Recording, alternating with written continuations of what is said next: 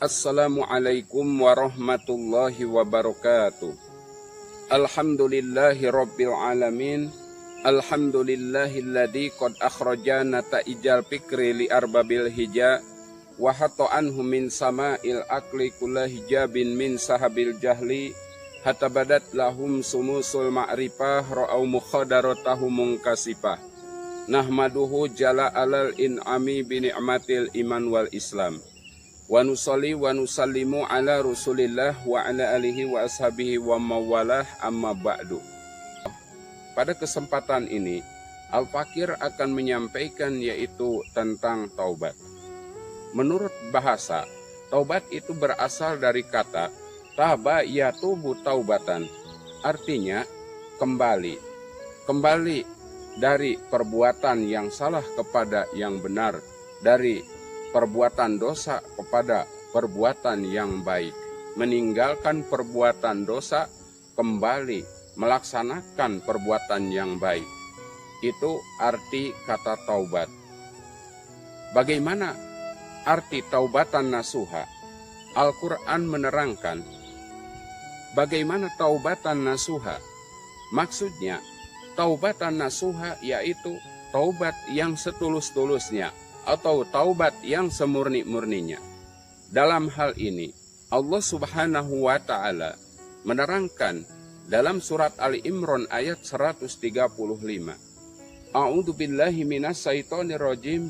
Bismillahirrahmanirrahim. Walladzina idza fa'alu fahisatan aw dalamu anfusahum dzakarullahu fastaghfaru lidunubihim wa may yaghfiru dunuba illallah walam yuhsiru ala ma fa'alu wa hum ya'lamun. Shadaqallahul adzim wa shadaqan nabiyyil karim.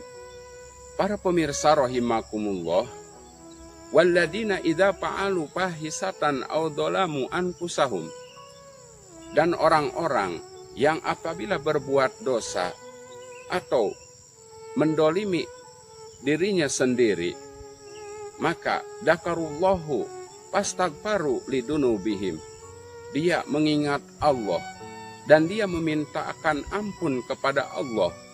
Wa may yaghfiru dunuba illallah, dan tidak ada yang mengampuni dosa kecuali Allah Subhanahu wa Ta'ala. Walam yusiru ala ma fa'alu wa hum ya'lamun, dan dia tidak meneruskan perbuatan dosa atau dia tidak mengulangi perbuatan dosa tersebut wa hum ya'lamun, dan mereka mengetahuinya.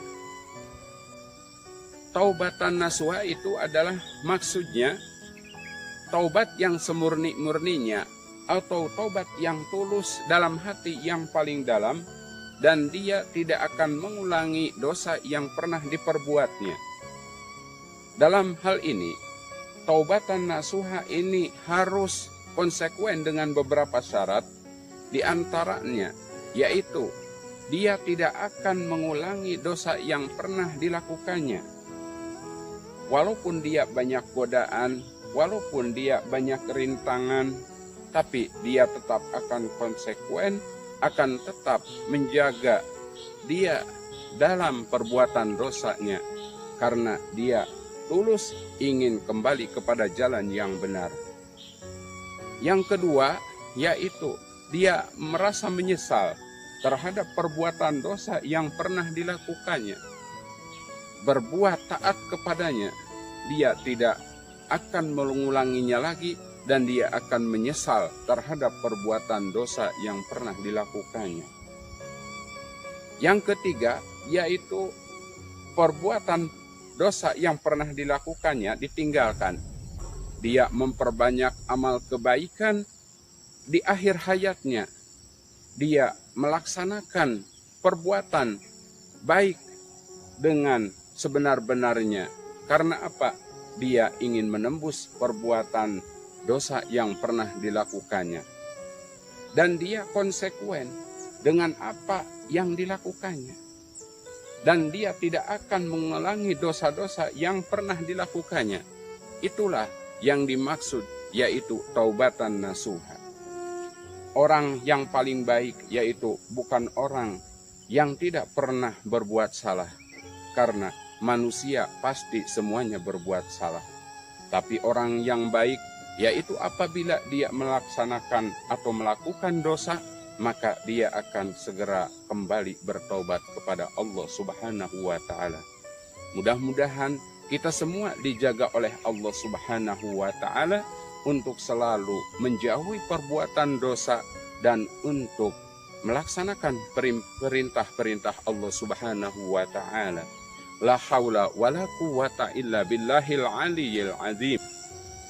Tidak ada kekuatan untuk melaksanakan ibadah kecuali atas pertolongan Allah Subhanahu wa Ta'ala, dan tidak ada kekuatan untuk menjauhi dosa kecuali atas pertolongan Allah Subhanahu wa Ta'ala.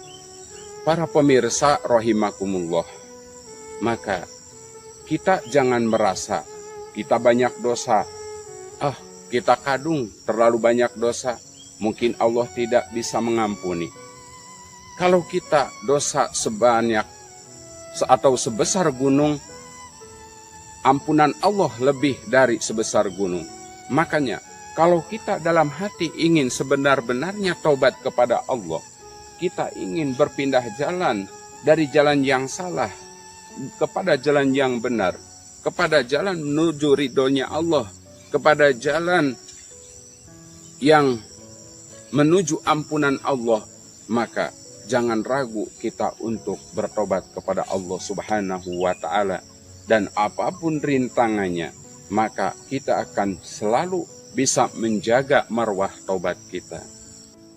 Para pemirsa rahimakumullah, manusia adalah makhluk yang paling mulia, karena manusia diberi akal oleh Allah Subhanahu wa Ta'ala.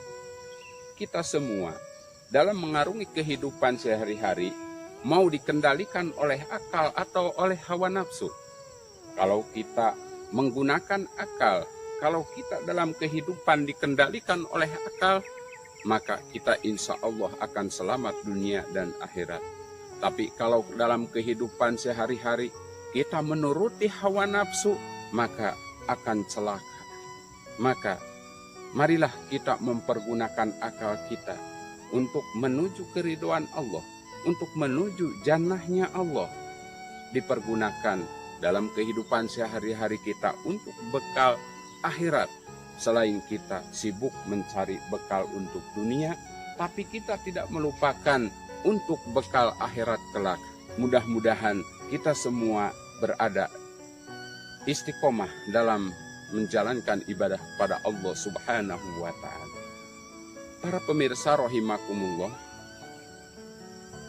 oleh karena itu, mari kita ajak istri-istri kita, anak-anak kita, atau teman-teman kita untuk menuju ampunan Allah, untuk menuju surganya Allah Subhanahu wa Ta'ala. Kita mudah-mudahan istiqomah dalam menghadapi kehidupan dalam kebaikan, dalam berbuat baik, dan menjauhi semua apa yang dilarang oleh Allah Subhanahu wa Ta'ala. Kita tentunya tidak mau celaka, kita ingin selamat, ingin bahagia dunia dan akhirat, semua husnul khotimah dan diberi kehidupan akhir yang baik. Sekian saja dari Al-Fakir, mudah-mudahan ada manfaatnya. Wallahu muwaffiq ila aqwamit thoriq. Wassalamualaikum warahmatullahi wabarakatuh.